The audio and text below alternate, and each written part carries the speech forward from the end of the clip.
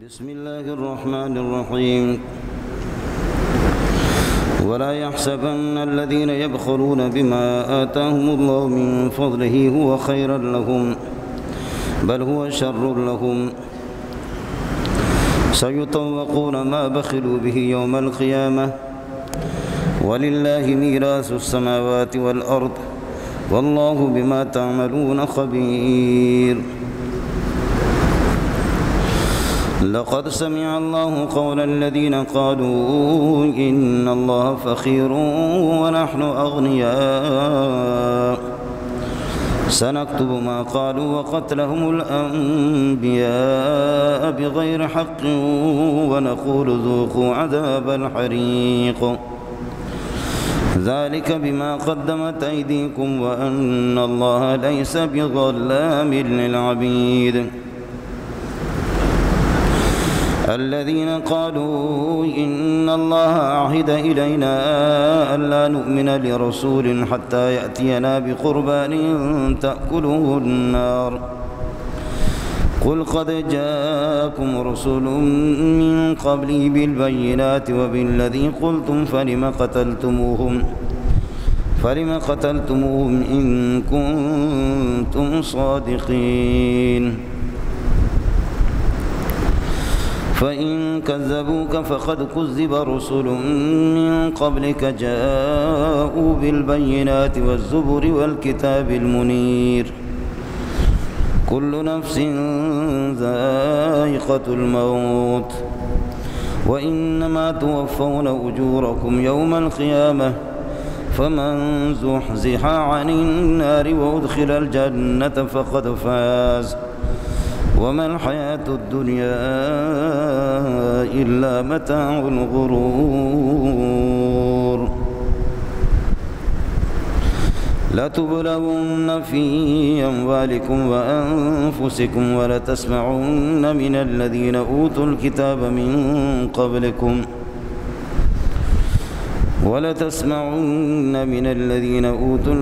من قبلكم ومن الذين أشركوا أذى كثيرا وإن تصبروا وتتقوا فإن ذلك من عزم الأمور اللهم صل على محمد وعلى آل محمد كما صليت على إبراهيم وعلى آل إبراهيم إنك حميد مجيد اللهم بارك على محمد وعلى آل محمد كما باركت على إبراهيم وعلى آل إبراهيم إنك حميد مجيد شوال کا مہینہ ہے اور رمضان کا مہینہ اس سے پہلے گزر چکا ہے۔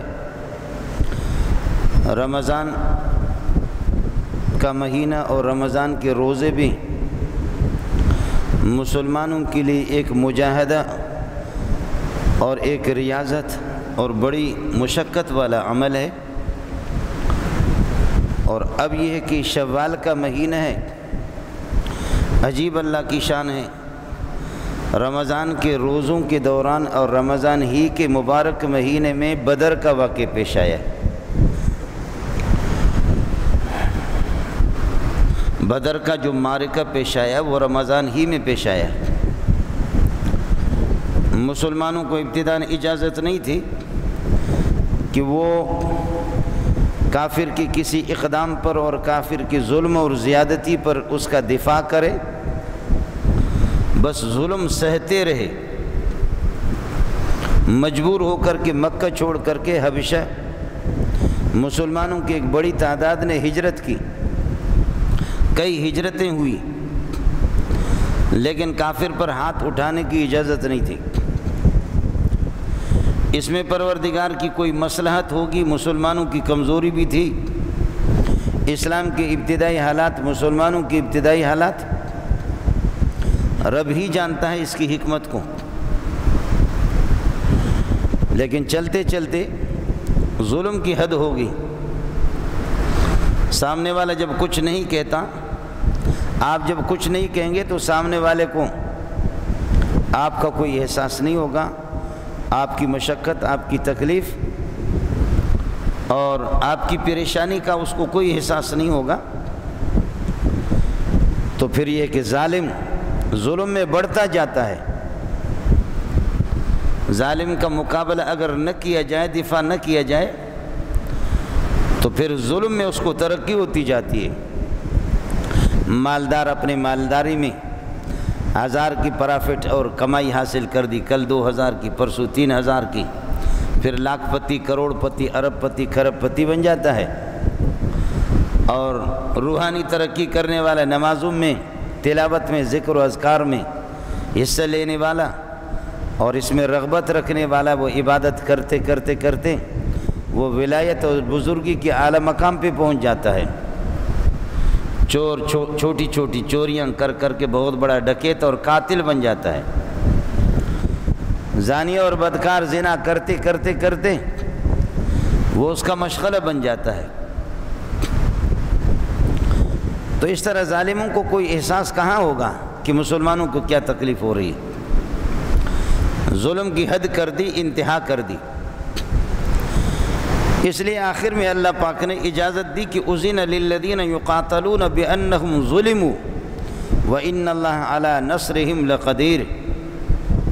سورہ حج میں فرمایا کہ ابتداءً اب آپ کو کافروں کی کسی شہر پر اور کسی بستی پر حملے کرنے کی اجازت نہیں ہے، لیکن جو بدماش وہ بدماشی کرے اور آپ پر حملہ آور ہوں، مائیں بہنیں بیٹیاں معصوم بچے، آپ کی ملکیت، آپ کی جائیداد، آپ کی پراپرٹی کا ان کو کوئی احساس بھی نہ ہو۔ جیسے کافر کی مال کو آپ غنیمت سمجھتے، کافر بھی آپ کی خون ریزی کو، آپ کے خون بہانے کو، آپ پر ظلم کرنے کو وہ بھی عبادت سمجھتا ہے۔ اور یہودی کہتے بھی ہیں کہ ذالک بانہم قالوا لیس علینا فی الامیین سبیل۔ بھائی یہ لوگ جو لوگ ہیں، مسلمان لوگ ہیں، ان کا مال غصب کرتے جاؤ، چوری کرتے جاؤ، امانت اگر رکھا تو امانت کو واپس نہ کرو، مکر جاؤ، یہی طریقہ، یہ ہمیں کچھ بھی نہیں کر سکیں گے۔ اللہ کے ہاں ہماری کوئی گرفت نہیں ہوگی۔ بانہم قالوا لیس علینا فی الامیین سبیل، کوئی الزام ہم پر نہیں ہے، مزے لیتے رہو۔ اگر کسی مسلمان نے، نبی کی کسی امتی نے مال آپ کے پاس امانت بھی رکھا تو اس کو واپس نہ کرو، ظلم کی حد ہوگی۔ ابتدا میں مسلمان ظلم سہتے رہے، زیادتیاں سہتے رہے، آخر میں حکم ہوا کہ اذن للذین یقاتلون بانہم ظلموا، جن پر ظلم ہو رہا ہے ان کو اجازت ہے کہ وہ اپنا دفاع کریں۔ ظالم اگر آپ پر ہاتھ بڑھا رہا ہے تو دفاع کرنے کا آپ کو حق ہے۔ پہل اس نے کی ہے، ابتدا اس نے کی ہے، پہل اس کی طرف سے ہے۔ اس لیے حضرت صلی اللہ علیہ وسلم نے فرمایا کہ من قتل دون مالی فهو شہید ومن قتل دون عرضه فهو شہید ومن قتل دون دینه فهو شہید۔ آپ کی دین پر اگر کوئی حملہ ہو، اس کی دفاع میں اگر آپ مارے جائیں، اور جس کو آپ مارے تو اس پر لعنت ہو، چاہے وہ مسلمان بھی ہے، وہ کوئی فرق نہیں پڑے گا۔ ایک آدمی ہتھیار تان کر کے، چور اور ڈاکو آپ کے گھر میں داخل ہوتا ہے، کس کر کے اس کو مار دو، آپ غازی ہیں، وہ چاہے کسی شیخ الحدیث کا بیٹا ہے یا کسی تبلیغی کا بیٹا ہے، اسے کوئی فرق نہیں پڑے گا۔ مولوی صاحب کا بیٹا ہے، محتمم صاحب کا بیٹا ہے، اس کو کوئی فرق نہیں پڑے گا۔ آپ کے گھر میں وہ پھلانگ کر کے جب آ جاتا ہے، بلکہ میرے نبی نے یہ فرمایا کہ اگر کسی کے گھر میں ایسے جھانک کر کے کوئی دیکھتا ہے، آپ نے فرمایا کہ میرا جی چاہتا ہے کہ خنجر اور وہ برچھی اس کی آنکھوں میں گھونپ دو۔ کسی کے گھر میں کوئی ناجائز جھانک کر کے اگر دیکھتا ہے، اس کی آنکھوں کے اندر برچھی اور اس کی آنکھوں کے اندر یہ ہے کہ خنجر گھونپوں، کہ اس کتے کو، اس بغیرت کو جرأت کس طرح ہو رہی ہے کہ لوگوں کے گھروں میں بغیر اجازت کی ان کی مائیں اور بہنیں اور بیٹیاں، یہ حدیث میں ہے۔ آپ کے مال پر اگر کوئی حملہ آور ہو،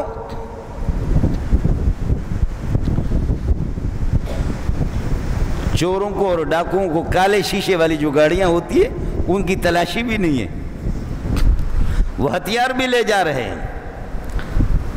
گاڑی کے لیے ضروری ہے کہ گاڑی اللہ آپ کا بھلا کریے کہ کروڑ 1.5 کروڑ کی گاڑی ہو، اس کی تلاشی نہیں ہے، اور رکشے والے کے غریب کی تلاشی بھی لیں گے فوجی لوگ اور پولیس والے لوگ، اس کی تلاشی لیں گے، یا کوئی ہائی روف پرانی قسم کی کوئی ہائی روف جا رہی ہے، بیکار قسم کی کھٹارہ قسم کی گاڑی جا رہی ہے، اس کی تلاشی، اس بندے کی تلاشی۔ وہ جانتا ہے منحوس کی اس بڑے گاڑی میں بڑا چور، بڑا ڈاکو، بڑا بے غیرت جا رہا ہے، وہ جانتا بھی ہے، بڑی گاڑیوں کو روکتے بھی نہیں ہے۔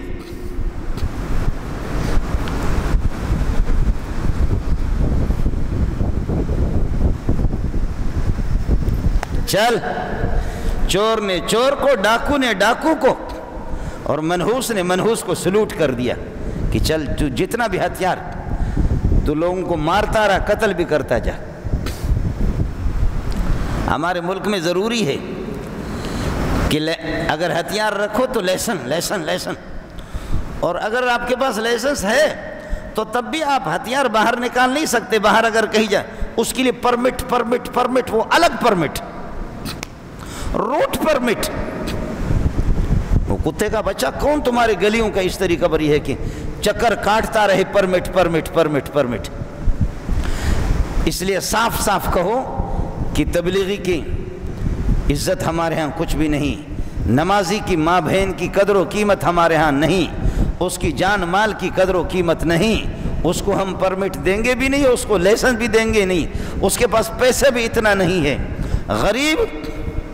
غریب جو ہے نا، وہ اتنا پیسہ کہاں سے لائے؟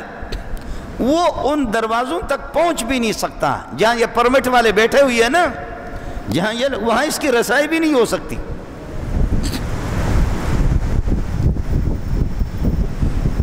یہ ہے جی۔ تو حضرت صلی اللہ علیہ وسلم نے فرمایا کہ من قتل دون مالہ فہو شہید، اگر آپ کے مال پر کوئی ڈاکہ ڈال رہا ہے کس کر کے مار دو۔ میں حدیث سنا رہا ہوں، بعد میں جو کچھ ہوگا سو ہوگا، آپ حدیث سنیں۔ من قتل دون مالہ فہو شہید، اپنے مال کی اگر دفاع کر رہا مارا غازی، چاہے وہ شیخ الحدیث کا بیٹا ہو یا پیر طریقت کا کسی پیر صاحب کا، اس لیے کہ پیر اور مولوی کے بیٹے اور بے غیرت ہوتے ہیں۔ دادلا، سندھی پہ کہتے ہیں کہ دادلا بار چریا یا چتو، دادلے جو بچے ہوتے ہیں نا وہ اسی طرح۔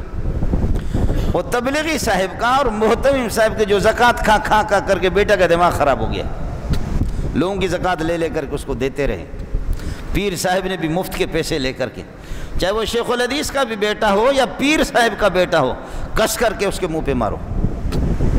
من قتل دون مالی فہو شہید، اگر آپ نے مارا غازی اور اگر آپ کو مارا آپ دفاع کریں فہو شہید، آپ شہید ہیں۔ ومن قتل دون عرضہ فہو شہید، جس کی عزت پر اگر کوئی حملہ آور ہو رہا ہے اس کو مارے، اس کی کوئی گرفت نہیں ہے، اور اگر مر جائے تو شہید ہے۔ اس کو سب بھی مانتے ہیں، اس کو ہندوستان کافر بھی مانتے ہیں۔ کافر بھی کہتے ہیں کہ اگر میری ماں پر اور بہن پر اگر کوئی حملہ کرے گا تو کافر بھی اس کی اجازت دیتا ہے کہ مارو یا مر جاؤ۔ ہندو بھی اگر غیرت مند ہوگا تو اس کی اجازت دے گا، اور بلکہ جانوروں کے ہاں بھی اس کی اجازت ہے۔ اگر کسی بڑے بلے کو کسی کمرے میں بند کر دو، یا کسی کتے کو تکڑے کو بند کر دو، یا کسی بڑے اژدہا کو بند کر دو، اور جب اس کے نکلنے کا کوئی راستہ نہ ہو تو پھر چون تنگ آید بجنگ آید، وہ دیکھے گا کہ کوئی راستہ نہیں ہے تو کتا کہے گا میرے بچنے کی صورت نہیں ہے، کہیں تیرے ہاتھ تو کہیں منہ تو ڈالے گا، کہیں تو یہ ہے کہ اللہ آپ کا بھلا کری ہے کہ آپ کا کام کر دے گا، وہ بھی خود کش حملہ کرتا ہے۔ بڑے بڑے بلے ہم نے دیکھے، خود ہمارے علاقوں میں ہوا ہے کہ بلے کو بند کیا، جنگلی بلہ، کمرے میں اس کو بند کیا، وہ مرغیاں چراتا تھا، اب دروازے بند کیا اور بلہ ادھر چھلانگ مارا ادھر چھلانگ مارا، جب دیکھ رہا ہے کہ کوئی راستہ نہیں ہے نکلنے کا، کس کر کے ظالم یہاں سے چھلانگ اس کے گلے میں یہاں پکڑ، اب کھینچ رہے، چیخے وہ مار رہا، لوگ آ کر کے اس کو پکڑا، اور پھر لوگوں نے یہاں جبڑے اس کے کاٹے ادھر سے، پھر مشکل سے اس کی دانت جو ہے نا اس کی داڑھ انہوں نے نکالی اس بندے سے، وہ تو کرے گا۔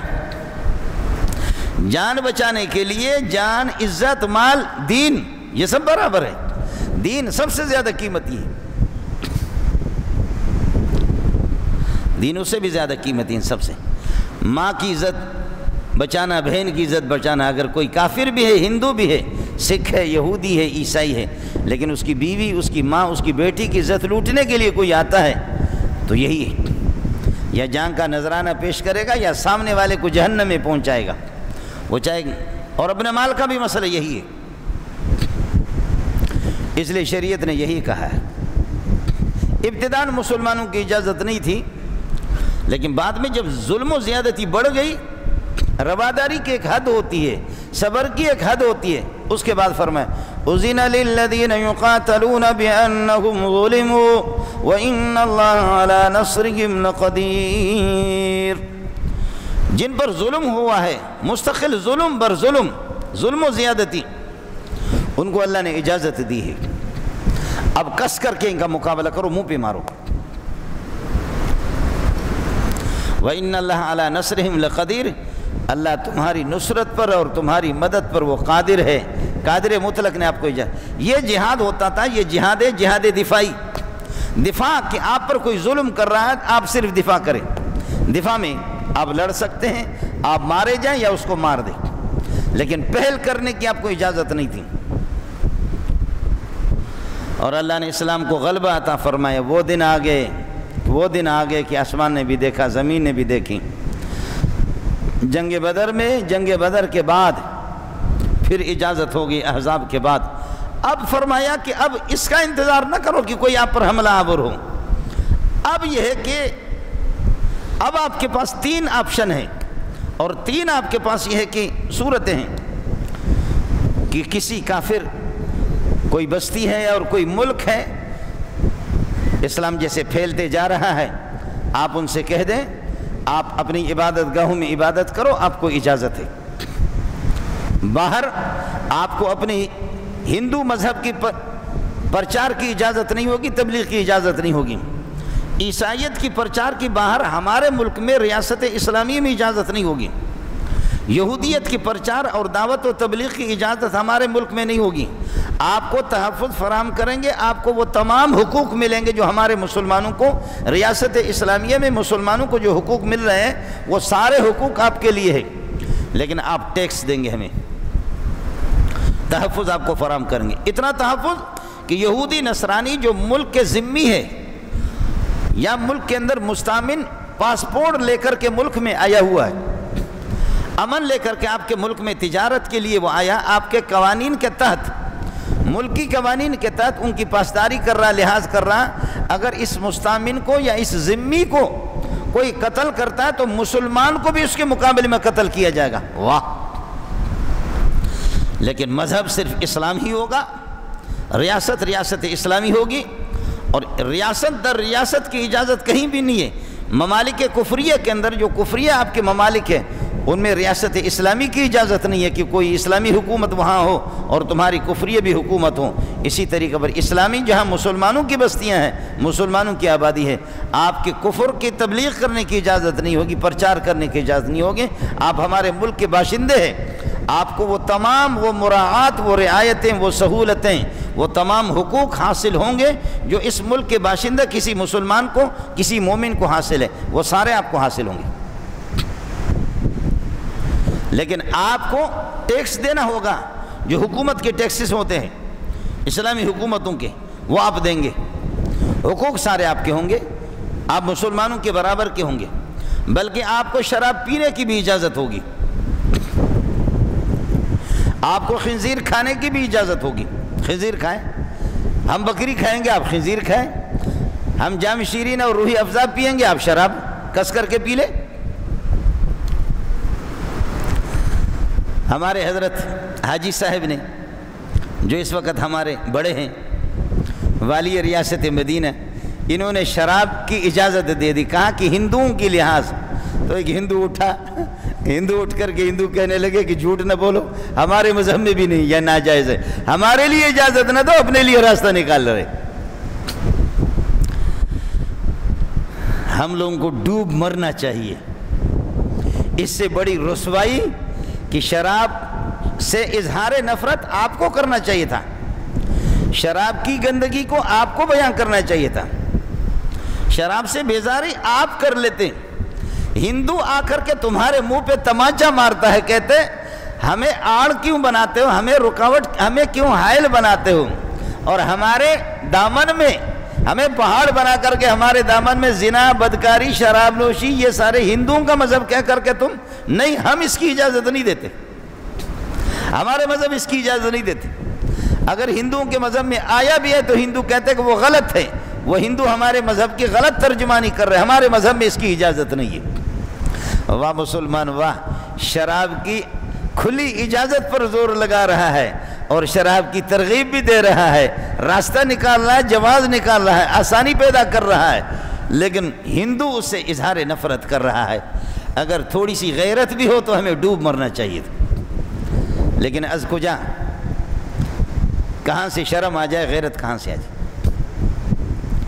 دبئی میں ایک کانفرنس ہوئی، سبحان اللہ، چند سال پہلے کی بات ہے، دبئی میں کانفرنس ہوئی تو ایک ہمارے ملک کے وزیر، ہمارا ملک کا وزیر کہتا ہے کہ یہ مدارس کو بند کرو، مولوی کو لگام دے دو، اور ان سب کی بنیاد دارالعلوم دیوبند ہے۔ یہ گند جو آ رہا ہے یہ دیوبند سے آ رہا ہے، گند دیوبند، یہ جو گند ہے یہ دیوبند سے آ رہا ہے۔ اس لیے دیوبند کو اگر بلڈوزر لگایا جائے اور دیوبند پر اگر پابندی لگے، تم ہندوستان والے ہمارے ساتھ دے دو، دیوبند پر اگر پابندی لگ جائے تو پوری دنیا میں امن قائم ہو جائے گا۔ لعنت ہو تمہاری سوچ پر، دیوبند پابندی لگاؤ۔ یہ ہمارا مسلمان اور ہمارے ملک کے ایک دانشور اور ایک وزیر اور ایک عقل مند، وہ اپنی رائے پیش کر رہا ہے کہ گندگی اور فساد اور تخریب کاری، دہشت گردی کہاں سے آ رہی ہے؟ دیوبند سے اس کو نظر آ رہی کہ دیوبند سے۔ اس لیے دیوبند کو جب بلڈوزر لگائیں گے تو نہ رہے بانس نہ بجے بانسری۔ پاکستان زندہ باد، پاکستان پائندہ باد، میرے ساتھ مل کر کے بولو پاکستان زندہ باد۔ یہ پاکستان والا کہہ رہا ہے، مسلمان، اور پوری تجوید کے ساتھ، قرات کے ساتھ آپ اس کو کہیں مسلم، مسلمان، پوری تجوید کے ساتھ، احترام کے ساتھ اس بے غیرت کا نام بھی آپ لے لے کہ یہ پاکستان کا وزیر بن کر کے آیا ہے اور کہہ رہا ہے کہ جہاں قال اللہ و قال الرسول پڑھایا جا رہا ہے۔ انگریز نے ایک بندے کو بھیجا، ایک مولوی کو، میں نام نہیں لیتا اس مولوی کا، بعد میں بڑا مولوی بن گیا وہ۔ انگریز مستقل مہینے میں اس کو وظیفہ دیتا تھا گورے میں، جب گورا جس زمانے میں برطانیہ کا تسلط تھا یہاں پر بر صغیر پاک و ہند میں، آپ کے پاکستان وغیرہ سب، اس زمانے کی بات ہے کہ جب دیوبند قائم ہوا، حضرت شیخ الہند رحمۃ اللہ علیہ کے زمانے میں، نانوتوی کے بعد، اور مولانا مدنی رحمۃ اللہ علیہ ان کے زمانے میں، گورے نے ایک مولوی صاحب کو بھیجا کہ تمہارا ماہانہ جتنا خرچہ لگے گا ہم خرچہ دیں گے۔ مولوی کا نام نہیں لیتا میں، بعد میں وہ پاکستان میں آ گیا، بہت بڑا مولوی، لیکن شکر ہے مولوی صاحب کو ماہانہ وظیفہ ملتا تھا کہ مولوی صاحب آپ شب و روز کی رپورٹ لکھتے رہیں کہ دیوبند میں کیا ہو رہا ہے، شیخ الہند کیا پڑھا رہا ہے، حسین و مدنی کیا پڑھا رہا ہے، انور شاہ کشمیری کیا پڑھا رہا ہے، مولانا ابراہیم بلیاوی کیا پڑھا رہا ہے، فلاں اعزاز علی رحمۃ اللہ علیہ کیا پڑھا رہا ہے، اساتذہ کے گورے کے خلاف کیا تیاریاں ہو رہی ہے، کیا تبصرے ہو رہے ہیں، یہاں ہوتا کیا ہے، کس قسم کی پلاننگ ہے، کیا کیا کیا کیا کیا کیا، ایک ایک چیز آپ لکھ کر کے ہمیں دے دیں گے۔ آپ اردو سمجھتے ہوں گے، وہ مولوی روزانہ کی رپورٹ لکھتے رہے، وظیفہ بھی لیتے رہے، انگریز کے دبا دبا کر کے وظیفے لیتے رہے، انگریز کے مال پر وہ خوب مزے کیے، اس نے مولوی بن گیا، اچھا مولوی بن گیا، مولوی کو کچھ ملا ہی نہیں۔ جب وہ فارغ ہو گیا، فراغت کے دنوں میں آخری رپورٹ اس نے لکھ کر کے دیا، کہا دیوبند کے چوکیدار جو اس دیوبند کی چار دیواری کی چوکیداری کر رہے ہیں، اور وہ باورچی جو روٹیاں پکا رہے طلباء کے لیے، ہر ایک کی زبان پر ذکر ہے اللہ کا نام، سبحان اللہ سبحان اللہ. کہا کہ میں کیا کیسے اپنا منہ کالا کروں، تم نے تو پیسے تو دیا ہے مجھے، میں آپ کی اس پہ آپ کے وظیفے پر میں پلا ہوں اور میں نے علم حاصل کیا، لیکن مجھے کوئی چیز ملی نہیں ہے. جو روٹی آٹا گوندھ رہے تب بھی ذکر کر رہے ہیں، تنور پہ روٹی لگا رہے تب بھی ذکر کر رہے ہیں، چوکیدار جو چوکیداری کر رہے وہ بھی ذکر کر رہے ہیں، اور اساتذہ اور طلباء کا کیا کہنا، جھوم جھوم کر کے دارالعلوم دیوبند کے کلاسوں کے اندر قال اللہ وقال الرسول، قال رسول اللہ صلی اللہ علیہ وسلم انما الاعمال بالنیات وانما لامرئ ما نوى فمن كانت هجرته الى الله ورسوله فهجرته الى الله ورسوله ومن كانت هجرته الى دنيا او امرأة يصيبها فهجرته الى ما هاجر اليه. قال رسول الله صلى الله عليه وسلم المسلم من سلم المسلمون من لسانه ويده. وقال رسول الله صلى الله عليه وسلم لا يؤمن احدكم حتى اكون احب اليه من والده وولده والناس اجمعين. قال رسول اللہ صلی اللہ علیہ وسلم الراشی والمرتشی کلاہما فی النار. قال رسول اللہ صلی اللہ علیہ وسلم اللہ اللہ. ہے مولوی صاحب نے رپورٹ دی کہ خدا کی قسم استاد بھی جھوم جھوم کر کے حدیثیں پڑھتا ہے، شاگرد بھی جھوم جھوم کر کے سنتے ہیں، اور شاگرد بھی جھوم جھوم کر کے پڑھتے ہیں، استاد بھی جھوم جھوم کر کے. پیسے تو تیرا ہے، آپ نے مجھ پہ لگایا ہے، اور مجھے یہ کہا ہے آپ نے مجھے اس بات کا پابند بنایا کہ صحیح رپورٹ پیش کر دوں، تو صحیح رپورٹ یہی ہے، سوائے قرآن کے حدیث کے بخاری کے ان کے پاس کچھ بھی نہیں ہے، 24 گھنٹے اسی میں لگے ہوئے. یہ انگریز کا جو رپورٹر تھا، انگریز کو اس نے رپورٹ یہ دی، پیسہ، اور بڑا مولوی بن گیا. ظاہر ہے کہ آدمی اگر میں پیسے بھی لے لوں لیکن اس کو میں دیکھوں، میں جاسوسی بھی کروں لیکن اس کو میں دیکھوں، دیکھ دیکھ کر کے اس کا ترجمہ اگر مجھے سمجھ میں آ جائے، اس کی تفسیر بھی مجھے سمجھ میں آ جائے، تو اس کا ایک ایک صفحہ، ایک ایک لفظ، ایک ایک آیت بھی مجھے کہے گی شرم کرو کہ بے غیرت تو کیسے انگریز کا جاسوس بنا ہوا ہے، شرم کر، اپنا رخ انگریز سے موڑ، اللہ کی طرف اپنا رخ کر لے. اس کا ایک ایک صفحہ انسان کو خود بخود بتاتا ہے. جیسے کہ ہماری حکومتوں کی کوشش ہے کہ جہاد والی آیتیں نکالے سے، وہ تمہارا باپ بھی نکال نہیں سکتا. ایک ایک صف میں یہ تم پر بھی لعنت اور تمہارے لانے والوں پر بھی لعنت کر رہے. اس میں ایک ایک صف میں وہ بے غیرت مولوی ہوگا جو اس کو چھپائے گا. اس کا ایک صفحہ کہیں سے بھی آپ نکالیں جس میں کافر سے اظہار نفرت نہ ہو، کافر پہ اللہ آپ کا بھلا کریے کہ کافر پہ لعنت بھی نہ ہو، کوئی بھی صفحہ آپ کو نہیں ملے گا، کافر سے بیزارگی نہ ہو. تو پاکستانی ہمارا وزیر کہتا ہے کہ سب کی بنیاد وہ دیوبند ہے. دیوبند کو اگر بلڈوزر لگاؤ گے تو دہشت گردی ختم، پھر فساد ختم، تخریب کاری ختم، بے چینی ختم، پھر مرضی ہوگی جو جس کی ماں کے ساتھ یہ ہے کہ اپنا منہ کالا کرے، کوئی کسی کی بیٹی کو استعمال کرے، کوئی کسی کی بیوی کو استعمال کرے، شراب دبا دبا کر کے پیے، پھر بڑی آزادی ہوگی، پھر کوئی رکاوٹ نہیں ہوگا. یہ ملا سب کے سب رکاوٹ ہے. یہ دہشت گردی مولوی نے لایا. یہ ہمارے پاکستانی وزیر نے یہ اپنی رائے پیش کر لی. مبارک ہو پاکستانیوں آپ کو. ہندو اٹھا کا خبردار بے غیرت کہیں کا، خبردار، تمہارا پاکستان وہ برطانیہ کے اور باہر ملک کی قانونی ریاست ہے. تمہارے ملک کے اندر اس قسم کے تم کسی اور آقا کے فرمان کی تکمیل کر سکتے ہو، لیکن ہمارے لیے نہیں. ہندوستان ایک ریاست، آزاد ملک ہے. دیوبند میں جو کچھ ہمیں امن دیا ہے، عافیت دی ہے، سلامتی دی ہے، جو اخلاق دیا ہے، جو پیار دیا ہے، جانوروں کو انسان جو دیوبند نے بنایا، ہمیں ہندوؤں کو بھی اس کا اعتراف ہے. دیوبند کی طرف ترچھی نظر سے دیکھو گے تو تمہاری آنکھیں تمہاری گدی سے نکالیں گے. واہ ہندو واہ، واہ مسلمان واہ، واہ ہندو واہ، واہ مسلمان واہ. ظلم و زیادتی کی جب حد ہو گئی تو آخر اللہ نے پھر اجازت دی. فرمایا کہ اب دفاعی جہاد بھی نہیں ہوگا، اب یہی 3 صورتیں ہوں گی. آپ کی ریاست اسلامی، اسلام جہاں پھیلتا جائے گا، آپ جیسے پھیلتے جائیں. سہراب کوٹ پہ آپ پہنچے، جہاں پر فرض کر لو کہ کافر رہ رہے ہیں، ان کے بڑوں سے مل کر کے ان کو یہ بتا دو کہ بھائی آپ ریاست اسلامی کے تحت رہیں گے، ہم زوری آپ کو کلمہ پڑھوانا نہیں چاہ رہے آپ سے. آپ رہیں، ٹیکس دے دیں، آپ کو تمام رعایتیں ہم دے دیں گے، آپ کو رعایتیں دے دیں گے۔ اور لیکن یہ ہے کہ کفر کی تبلیغ آپ نہیں کریں گے، چوہے کی طرح اپنی عبادت گاہوں میں گھس کر کے وہاں جو کچھ تمہیں کرنا ہے کرو۔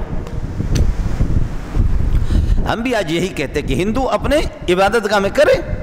یہاں کتنے ہندو ہیں؟ ہر جگہ ہندو کو اجازت ہے، عیسائی کو اجازت ہے، یہودی کو اجازت ہے، اپنی عبادت گاہ میں وہ کر لیں۔ اور ان کے قریب کچھ اور بھی ہے، ان کو بھی ہم کہتے ہیں کہ وہیں اندر بکتے رہو، روڈوں پر ابو بکر عمر کو کافر مرتد قرار نہ دو، خنزیر کہیں گے، اور حکومتیں ان کی پشت پناہی کر رہی ہے۔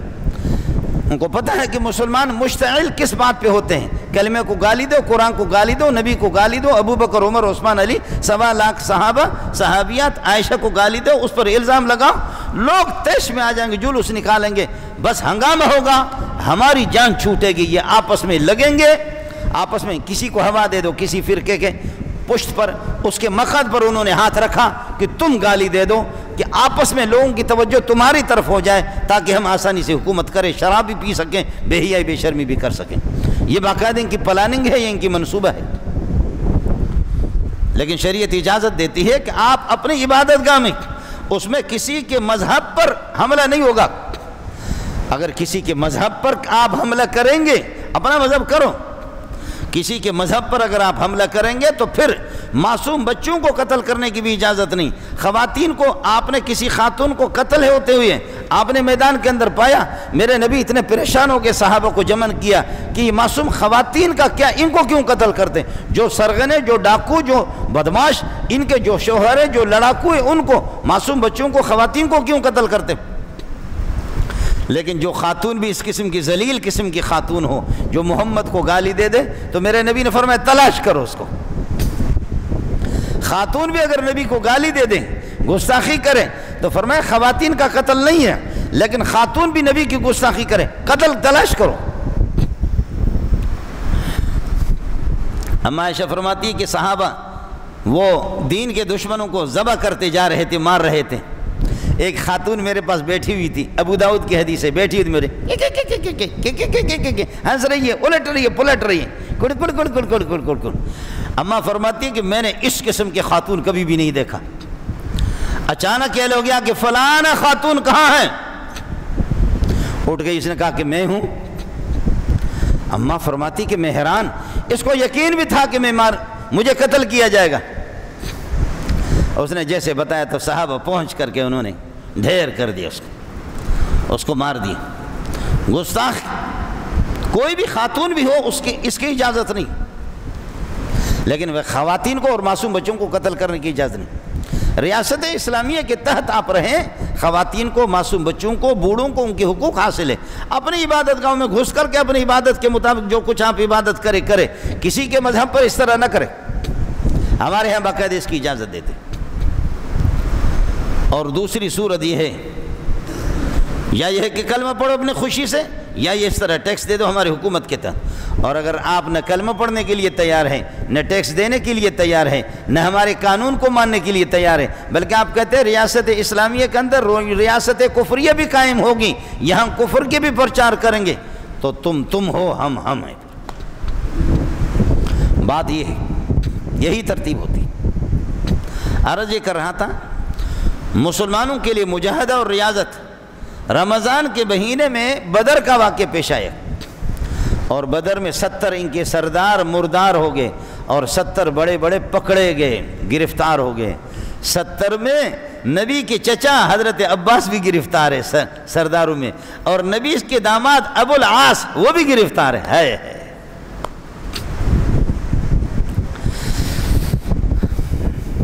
اللہ اللہ، 70 تو مردار ہو گئے، اور جو 70 گرفتار ہیں، ان گرفتاروں میں نبی کے خود چچا بھی گرفتار ہے، چچا زاد بھائی بھی گرفتار ہے، اور داماد بھی نبی کا گرفتار ہے۔ اب مشورہ کیا کہ جی کیا کریں؟ جو مارے گئے وہ تو جہنم میں پہنچ گئے، لیکن جو گرفتار ہے تو کیا کریں؟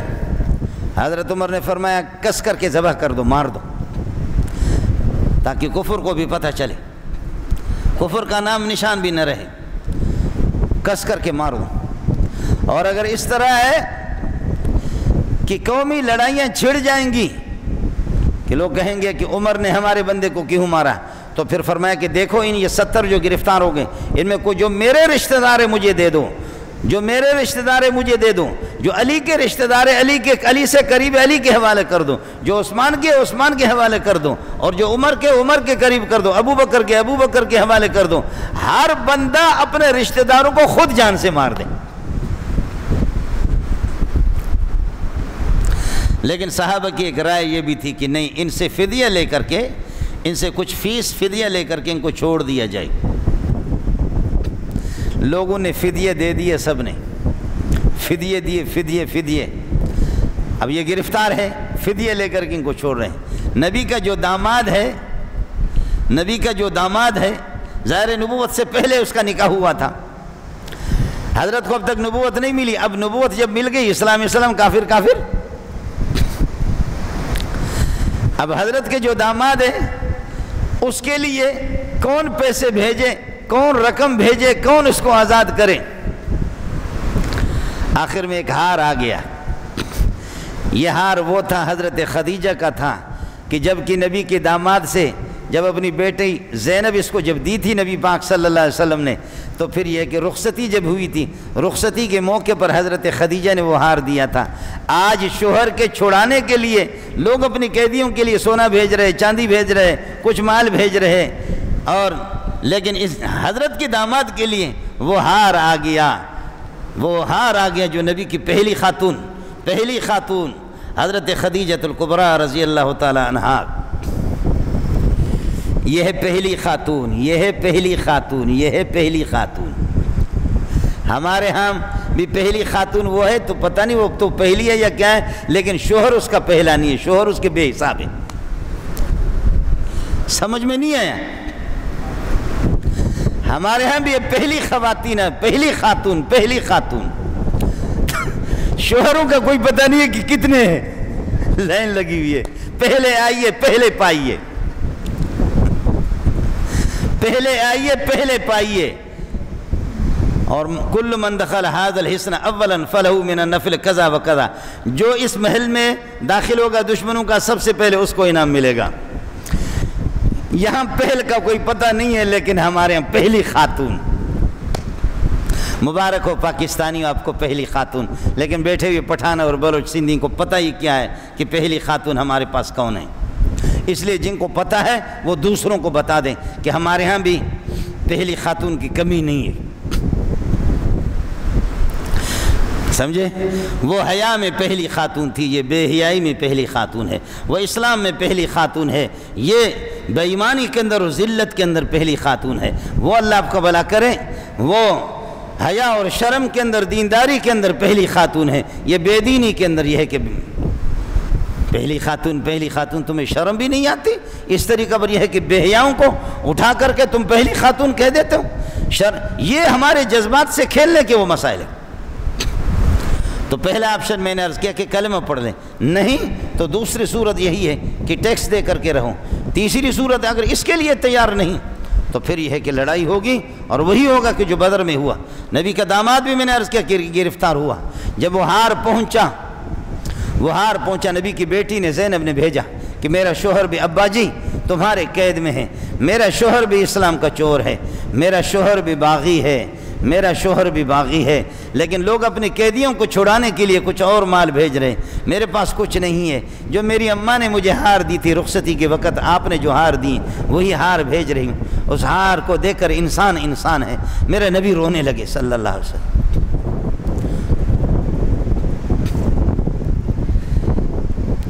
لیکن جو قیدی پکڑے جاتے ہیں اور ان سے جو مال غنیمت مل جاتا ہے وہ سارے مجاہدین کا حق ہے۔ فرمایا کہ مجاہدین، میں محمد آپ کے حق کو یہ ہے کہ پامال نہیں کر سکتا، آپ چاہیں تو میں اس ہار کو واپس کروں آپ کی اجازت سے۔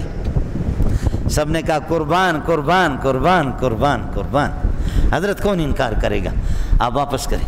فرمایا کہ ہار بھی آپ کو یہ ہار واپس کر رہا ہوں، اور آپ کو میں چھوڑ رہا ہوں، لیکن اب تک تو کافر ہے، اسلام کو تو قبول کر نہیں رہا ہے، تو اب مسئلہ یہ ہو گیا اب اسلام میں اس کی اجازت نہیں ہے، میری بیٹی مسلم ہے، اس لیے میری بیٹی کو اس شرط پر آپ کو رہا کر رہا ہوں، آپ کو چھوڑ رہا ہوں کہ آپ میری بیٹی کو مکے پہنچ کر کے میری بیٹی کو پہنچائیں گے۔ اور صحابہ کو بھیجا، کچھ کو بھیجا، فلان جگہ پر وہ لا کر کے میری بیٹی کو پہنچائے گا میرا داماد، اور وہاں سے لے کر کے آپ لوگ مدینے میں آ جانے۔ یہی ترتیب۔ ابتداً اجازت نہیں تھی، بعد میں دفاعی جہاد کی اجازت ہوگی، پھر آگے جا کر کے کفر کی بدماشیاں بے حد ہو گئی تو پھر اللہ نے اجازت دے دی۔ اب فرمائے فَاقْتُلُوا الْمُشْرِكِينَ حَيْثُ وَجَدْتُمُوهُمْ، مشرک اور کافر دین کا دشمن جہاں بھی مل جائے، لیکن ریاست اسلامیہ کے تحت مسلمانوں کا امیر ہوگا، مجاہدین کا امیر ہوگا، بادشاہ ہوگا، اس کے تحت، اس کے حکم کے تحت پھر جہاد شرعی ہوگا۔ جہاد کے لیے پھر مال دولت کھپانے کی بھی ضرورت ہے، جہاد اس کے بغیر نہیں ہوتا۔ اس لیے بدر میں تو مال غنیمت ہاتھ آ گیا، لیکن احد میں اور مختلف جہادوں میں حضرت نے اعلان کر دیا کہ مال جمع کرو مجاہدین کے لیے، جہاد میں تو ظاہر ہے کھانا ہے، پینا ہے، ہتھیار خریدنا ہے، اس سب کے لیے۔ تو اس پر یہودی کہہ رہے ہیں اور بخیل کہہ رہے ہیں، او ہو قرآن نے اعلان کر دیا من ذا الذی یقرض اللہ قرضا حسنا فیضاعفہ لہ اضعافا کثیرا واللہ یقبض ویبسط والیہ ترجعون۔ کون ہے جو اللہ کو قرضہ دے دے؟ مجاہدین کو پیسے دینا، فرمایا کہ اللہ کو قرضہ دینا ہے، اور اللہ کو جب آپ قرضہ دیں گے اللہ اس کا بدلہ لوٹائے گا غنیمت کی شکل میں، خدا تمہیں فتح دے گا، دبا دب کر غنیمت حاصل کرو، اور نہیں تو آخرت میں تمہارے لیے اجر و ثواب ہے۔ مجاہد کو 1 روپے دینے سے 700 روپے کا ثواب ملے گا، مدرسے میں مولوی کو دینا، رشتہ دار کو دینے 1 روپے میں 10 روپے کا ثواب ملے گا۔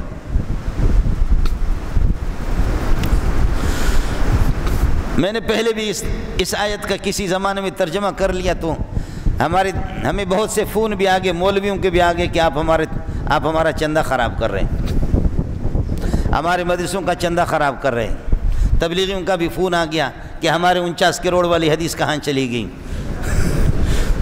ان کے بھی فون آ گیا کہ جی ہمارے 49 کروڑ والے، یہ 49 کروڑ غریبوں تمہارے لیے نہیں، یہ مجاہدین کے لیے، یہ مولوی منظور کے لیے بھی نہیں، مولوی عبدالرزاق اسکندر کے بھی لیے نہیں، میرے شیخ مولانا سلیم اللہ خان اس کے جوتیوں پہ میں قربان جاؤں، میرے شیخ کے لیے بھی نہیں ہے، یہ کسی بڑے پیر طریقت کے لیے نہیں ہے، یہ ہے مجاہدین کے لیے، یہ ہے مجاہدین کے لیے۔ مثل الذين ينفقون أموالهم في سبيل الله كمثل حبة أنبتت 7 سنابل في كل سنبلة 100 حبة والله يضاعف لمن يشاء والله واسع عليم۔ ایک گندم کا دانہ آپ نے زمین میں بیج بویا اور فرمایا کہ اس سے 7 خوشے نکلے، اور ہر خوشے کے اندر، ہر خوشے میں، ہر بالی میں 100 دانے ہیں، تو 7 خوشوں میں 700 دانے ایک گندم کے مل گئے، فرمایا 1 روپے مجاہد کو دے دو تو 700 کا ثواب آپ کو ملے گا۔ اب مولوی منظور کیا کریں؟ اتنے بڑے اجدہا کو نیچے چھپا سکتا ہے کیا؟ مسئلہ اتنا واضح ہے کہ کوئی مولوی کر بھی نہیں سکتا اس۔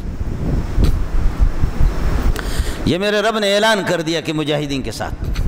آپ سے بھی میری گزارش ہوگی کہ افغانستان کا دروازہ کھلا ہوا ہے، لوگ ہیں یہاں، ان کے نمائندہ بھی، خیال بھی کر لینا، اور مولویوں کے نام پہ بھی، عبدالرزاق اسکندر کے نام پہ بھی چندے ہو رہے ہیں، تقی صاحب کے معصوم کے نام پہ بھی چندے ہو رہے ہیں، مولوی منظور کے نام پہ۔ میں نے آپ کو بتایا، میں ایک جگہ خود چندے مانگنے کے لیے چلا گیا تو ایک خوبصورت سا مولوی آ گیا، پگڑی ہے اس کی زبردست، اور وہ رومال سے پگڑی اس نے باندھا ہوا تھا، وہ بھی ادھر بیٹھا ہوا، وہ سیٹ بڑا تھا، وہ چندہ دینے والا، وہ مجھ سے، میں پہلے بیٹھا ہوا تھا، مولوی صاحب بھی آ گیا، مولوی صاحب آ گیا، دبئی کی بات بتا رہا ہوں، ابو ظبی العین کی۔ تو مولوی صاحب سے کہا کہ جی آپ کہاں سے آئے؟ کہا کراچی سے۔ کس جگہ آپ کا مدرسہ؟ کہتے ہیں ناظم آباد میں۔ کتنے طلبہ؟ کیا 600-700 ہے۔ کہا کہ آپ کو کراچی کے علماء کون جانتا ہے؟ کیا سب جانتے ہیں؟ تقی صاحب جانتا ہے، مولانا سلیم اللہ جانتا ہے، عبدالرزاق اسکندر جانتا ہے، فلان جانتا ہے، فلان جانتا ہے، فلان جانتا ہے، فلان۔ واہ ظالم، اچھا میں رنگ کا کالا کلوٹا سا ہوں، ادھر دبئی وغیرہ میں یہ چھوڑتے بھی نہیں، یہ پگڑی مگڑی بھی نہیں چھوڑتے، تو بغیر پگڑی کے ہم لوگ جاتے ہیں. تو میں بھی ایسے بیٹھا ہوا ہوں سفر میں، آدمی ویسے بھی، اب ظاہر ہے کہ وہ چمڑی تو میری سفید بھی نہیں ہے، میں بیٹھا ہوں اس کو پتہ بھی نہیں ہے. تو وہ سیٹھ نے اسے پوچھا کہ آپ مولا منظور مینگل کو جانتے ہیں؟ کہا وہ تو ہمارا یار ہے، مہینے میں دونوں میں ضرور ہمارے پاس آتا ہے.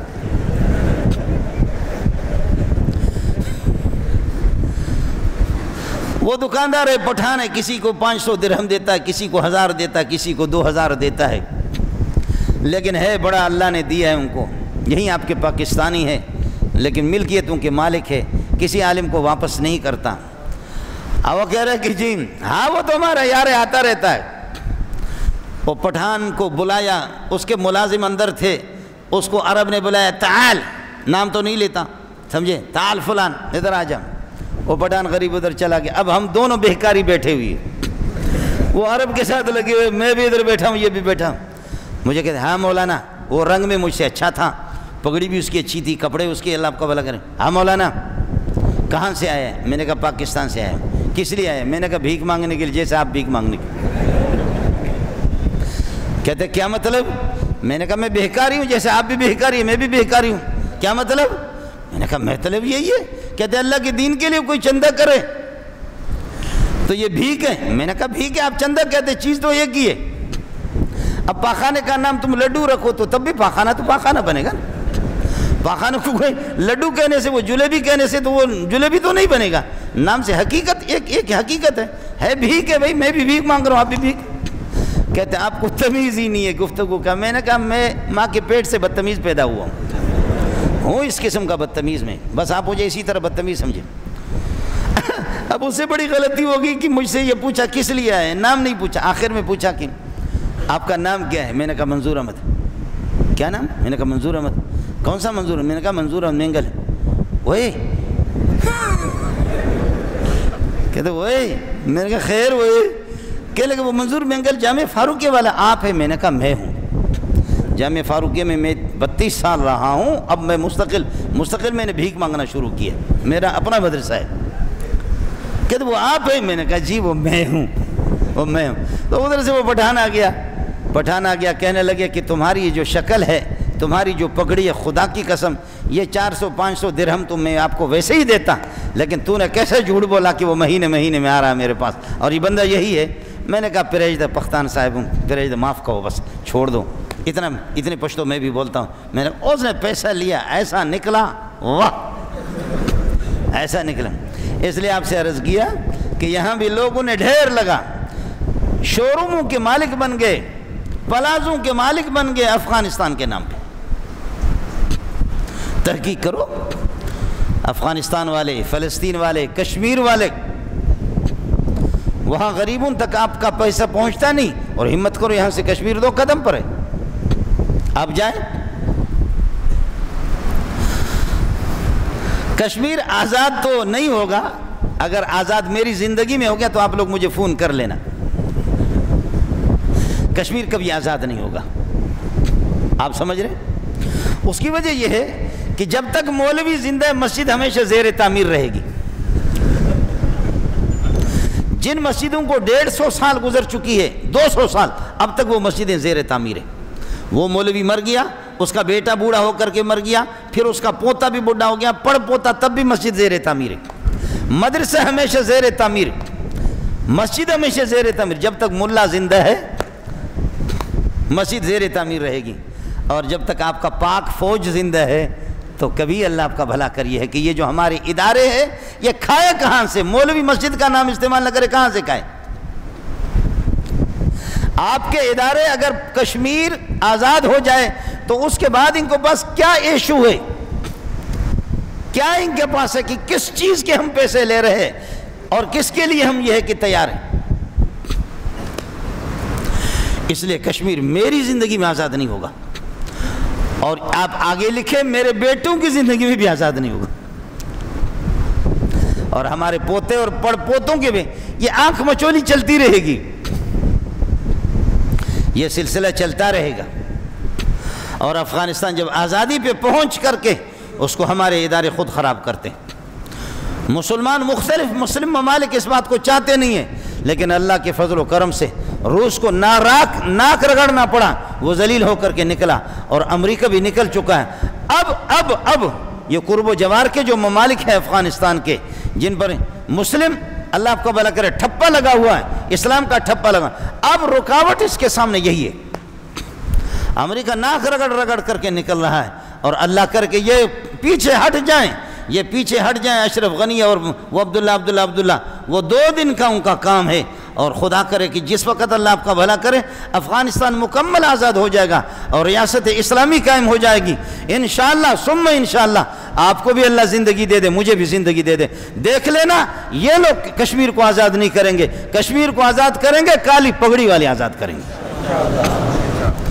کشمیر کو آزاد کریں گے کالی پگڑی والے آزاد کریں، اور تم ہمت کرو، تم تنخواہ لے لو، صرف خدا کی قسم ہم مولویوں کو اجازت دے دو کہ تمہیں کھل کر کے اجازت ہے، تم دیکھ لینا کہ ہم کشمیر کو آزاد کرتے نہیں کرتے، تم ہمت کرو، ہمیں اجازت اتنا سا تو کرو نا، ہمیں مولویوں کو اجازت دے دو، اور وہ آپ اجازت دیتے بھی نہیں ہے، آپ اس مولوی کو اجازت دیتے جو تمہارے فرمان کے مطابق چلتا ہے، کچھ پیسے لے کر کے اس مولوی کو دے دو، کچھ پیسے آپ ہمیں اجازت دے دو۔ اس لیے گزارش یہ ہے بھائی، شوال کا مہینہ ہے، اس مہینے میں ایک تو آپ کے یہ کہ صدقات ہے، صدقہ فطر کے متعلق کل میں عرض کر چکا ہوں، وہ بھی، اس کے علاوہ دیگر یہ ہے کہ صدقات، اور اس کے علاوہ ایک بات مجھے آپ سے عرض کرنی تھی، شوال کے یہ 6 روزے لگاتار آپ رکھیں تب بھی آپ کو اجازت ہے، اور اللہ آپ کا بھلا کرے 2 روزے آج رکھا، درمیان میں کھایا 1-2 دن، پھر یہ کہ 2 روز بعد میں 2 روزے رکھیں، پھر 6 روزے اگر آپ رکھیں گے تو ایک رمضان میں 1 نیکی پر 10، 1 رمضان سے 10 مہینوں کا کام ہو گیا، 2 مہینے باقی رہ گئے، 6 روزے شوال کے اگر آپ رکھیں گے تو یہ 2 مہینے کا بھی ثواب، تو پورے سال کے روزوں کا ثواب آپ کو ملے گا۔ اس لیے اللہ تعالیٰ اگر کسی کو توفیق دے دے ساتھیوں کو، مشکل کوئی نہیں ہے، یہ میں آپ سے کہہ رہا ہوں، ہم لوگ مولوی لوگ تو رکھتے بھی نہیں ہے، سمجھے، اور بعض جگہوں میں ہم جاتے ہیں، لوگوں کو کہتے ہیں، ان کو ہم چائے پیش کرتے ہیں اور کچھ، وہ کہتا ہے، مرید ہمارا کہتا ہے کہ جی میرا روزہ ہے، اور شیخ الحدیث صاحب کو تھوڑی سی شرم بھی آنی چاہیے، شیخ الحدیث صاحب کا روزہ نہیں ہے، خطیب صاحب کا، امام صاحب کا، پیر طریقت صاحب کا روزہ نہیں ہے، کلین شیف قسم کے لوگ ہیں، ان کے روزے ہیں، یہ میرے رب کا دین ہے، میرے رب کا دین ہے۔ حضرت اقدس رئیس المحدثین حضرت مولانا بن نوری رحمۃ اللہ علیہ نے فرمایا، بعض لوگ کلین شیو ہوتے ہیں، مولوی صاحب نے مدرسے کے اندر وقت بھی لگایا، بخاری ترمذی پڑھا رہا ہے، لیکن مولوی صاحب تہجد کو جانتا نہیں ہے، اور بعض ایسے کلین شیو ہے کہ قسم اٹھاتے کہ زندگی میں کبھی تہجد کی نمازوں کا ناغہ نہیں ہوا۔ یہ اللہ کا دین ہے۔ ایک بات آپ سے اور بھی عرض کروں، ہمارے حضرت مفتی صاحب بڑے قیمتی آدمی ہے، مفتی منیب الرحمن دامت برکاتہم اللہ علیہ، لیکن حضرت نے اعلان کر دیا کہ انہوں نے، رویت ہلال کمیٹی نے بغیر گواہوں کے، بغیر شہادات شرعیہ کے، شرعی گواہ موجود نہیں تھے، پھر بھی زوری ان سے اعلان کروایا گیا ہے، اس لیے اللہ آپ کا بھلا کرے عید کا چاند نظر نہیں آیا تھا، لیکن پھر بھی اعلان ہو گیا، اور کل یہ ہے کہ جمعرات کو جو عید ہو گئی، لہذا یہ کہ ایک روزہ ہمارا گھٹ گیا ہے، اس روزے کی قضا کریں، یہ اس کی کوئی حقیقت نہیں ہے۔ میں نے کل بھی آپ سے عرض کیا، رویت ہلال کمیٹی سے ہٹ کر کے ایک جگہ نہیں، بنوں سے ہمیں خود فون آ گئے، جو ہمارے اپنے شاگرد ہیں، علماء ہیں ماشاءاللہ، پشاور سے ایک بڑی تعداد، وزیرستان والے الگ، اور یہیں کراچی میں بھی اطراف میں لوگوں نے چاند دیکھا ہے، اور اسی طریقے پر اللہ آپ کا بھلا کرے کلات، کوئٹہ اور چمن، یہ تمام لوگ شرعی شہادت موجود ہے۔ اس وجہ سے کوئی قضا نہیں ہے۔ اسلامی مہینہ 30 کا بھی ہوتا ہے اور 29 کا بھی ہوتا ہے، یہ حضرت مفتی صاحب کی طرف سے یہ اعلان ہو گیا، لیکن مفتی صاحب نے غور بھی نہیں کیا، جذبات میں آ گیا۔ سوال یہ ہے کہ کل شرعی شہادت اگر نہیں تھی، عید کا دن نہیں تھا، تو آپ نے لوگوں کو عید کس طرح پڑھایا؟